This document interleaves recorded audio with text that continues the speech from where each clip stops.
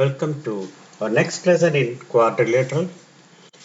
We'll see some of the properties of the parallelogram, finding out the angles. So the first problem is the measurement of two adjacent angles of a parallelogram are in the ratio of 3:2. Find the angle. So two angles are in the ratio of 3:2. So what is the property? Sum of two adjacent angles. Adjacent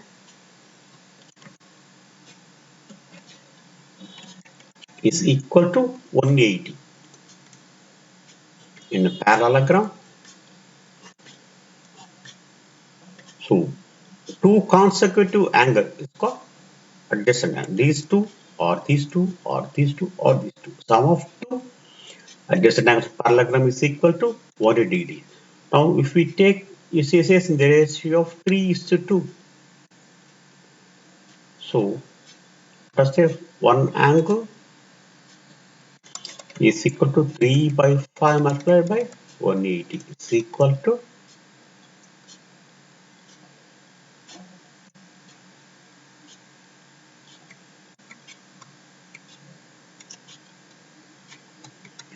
it's 180. It is 3/5 of 180.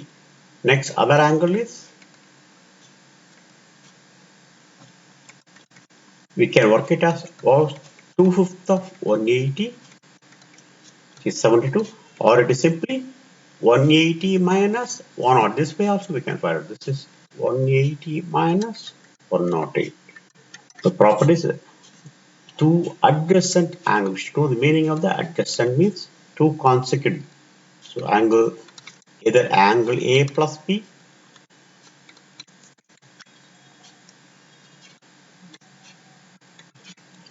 or angle B plus C, both are same because angle A is equal to angle C, or angle C plus D, or D plus A. Sum of two adjacent angles is equal to 3 in the ratio of 3:2. If one is 3x, another is 2x. Total is 5x is 180, 3x is 108, 2x is 72. So next problem, from the parallelogram given, find the angles. So the mark these two lines, so we'll just mark A, B, C, D for A, B, C, D, E. So we'll mark, so and also AD is parallel to BC. So angle B, so this is C. Angle BC equal to 70 is given.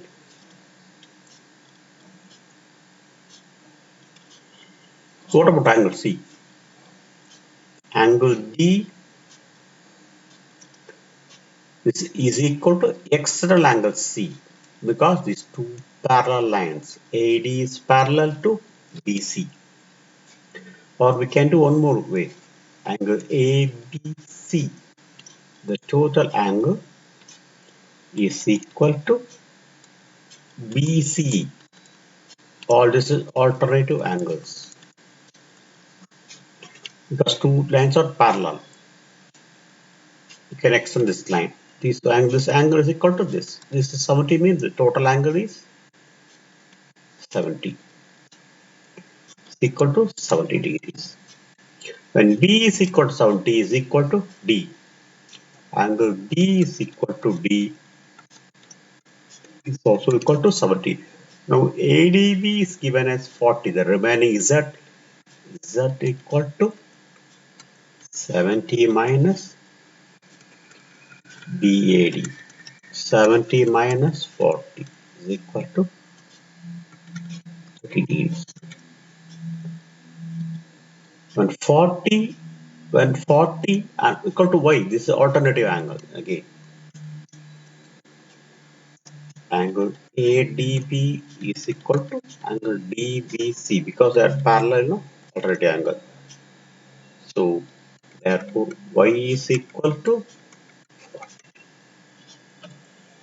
what is x? We found out x. Whether here we know angle C. If this is 70, C is equal to 110. So angle A is equal to angle C. So this is internal angle of C. BCD is equal to 180 minus 70. This is also equal to angle A. Angle A is x.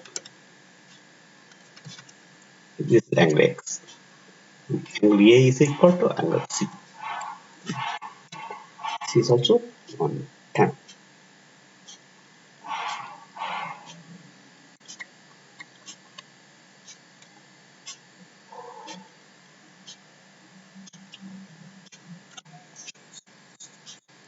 So we'll move to next problem. Which two sides of a trapezium are parallel? First question. Oh, this is given. This is 100. This is 80. So this 100 plus 80, this is given. These two. So these two sides are parallel to AB and CD are parallel.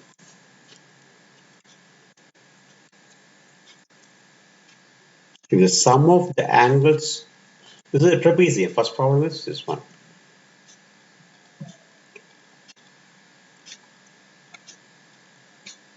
The next problem.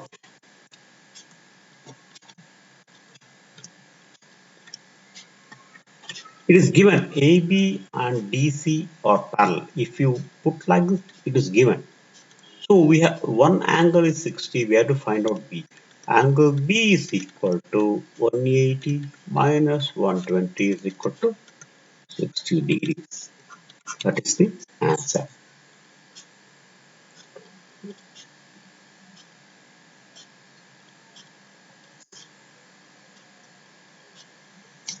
Similarly, in the third diagram,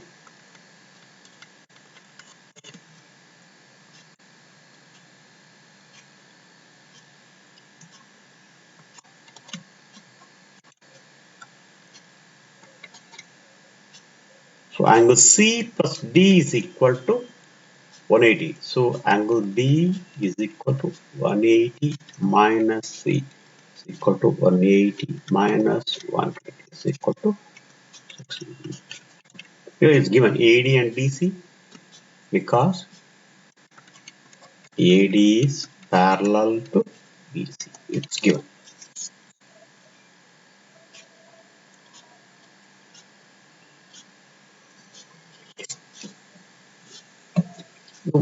We will just draw a rhombus.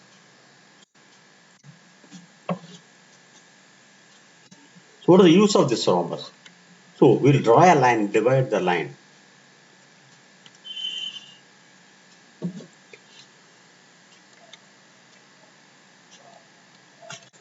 Okay.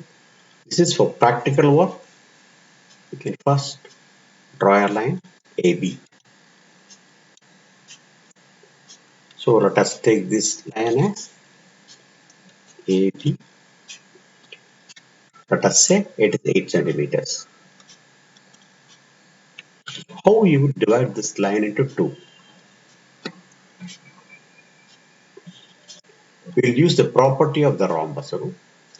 If this 8,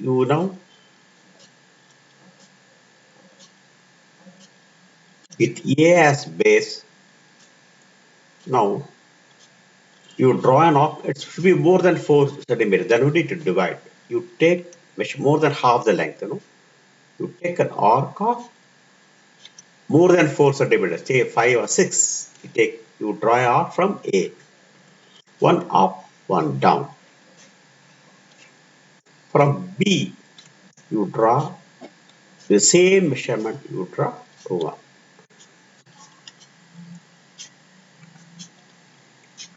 Now, if we have to join these 2 points now. So let us call this line as this point as C, this point as T. Now, the point where AB is cut by the line CD, we'll call it O. O is the midpoint of AB. So if we measure, AO will be 4. Here, this will be 4. This will be 4 centimeters.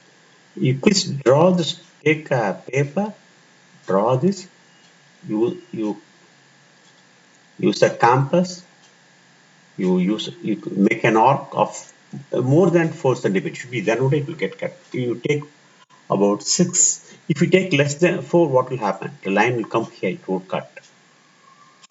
So you should take about 6 centimeters. Approximately you take, that's enough. So how will, so actually, so what is the principle behind this line? This doing.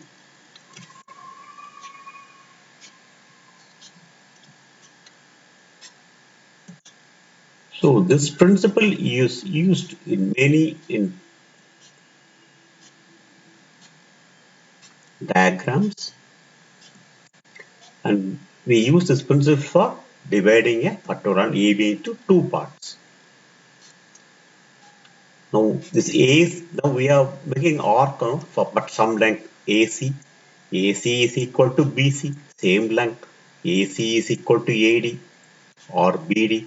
All the 4 sides of this diagram are equal in length. So AC is equal to BC. So that is exactly a rhombus.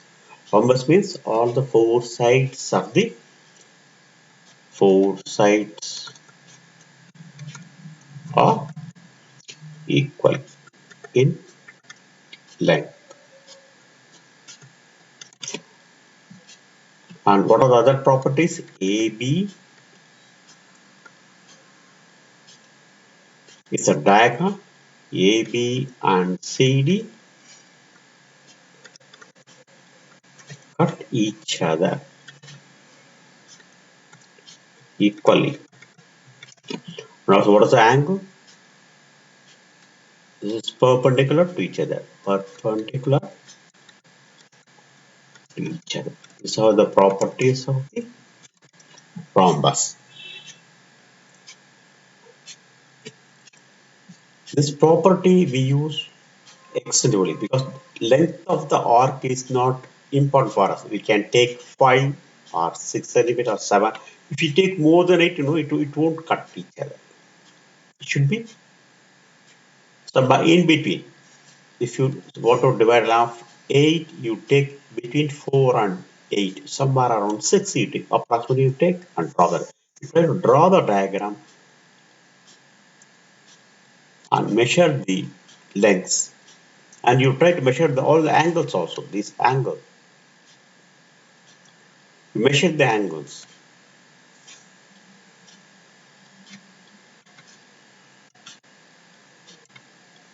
Angle is not in this length is the criteria because angle can be anything because depending upon the length of the arc the angle may vary, but you try to check this whether these two angles are same, whether these two angles are equal, whether these two angles are equal. That please check. Please draw the diagram roughly, quickly, and try to understand the principles. So please use paper, draw the diagram,